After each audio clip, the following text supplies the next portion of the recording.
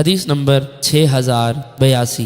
حضرت ابن عمر رضی اللہ عنہ فرماتے ہیں جب عبداللہ بن ابی سلول مر گیا تو اس کا بیٹا حضرت عبداللہ رضی اللہ عنہ رسول اکرم صلی اللہ علیہ وسلم کے پاس آیا اور آپ سے سوال کیا کہ آپ اپنی قمیض مبارک دیں تاکہ وہ اس سے اپنے باپ کو کفن دے سکے۔ آپ نے قمیض عطا فرما دی۔ اس کے بعد انہوں نے عرض کیا اس کی نماز جنازہ بھی پڑھیں۔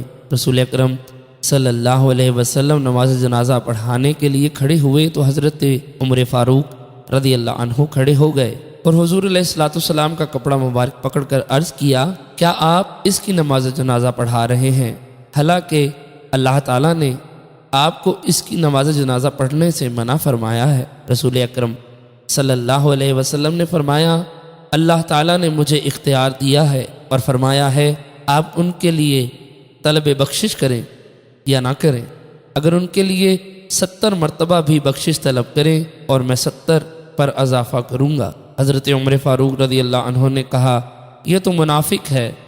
رسول اکرم صلی اللہ علیہ وسلم نے اس کی نماز جنازہ پڑھی اور اللہ تعالیٰ نے یہ آیت نازل فرمائی۔ ترجمہ: اور ان میں جو بھی مر جائیں اس کی نماز جنازہ کبھی بھی نہ پڑھیں اور نہ اس کی قبر پر کھڑے ہوں۔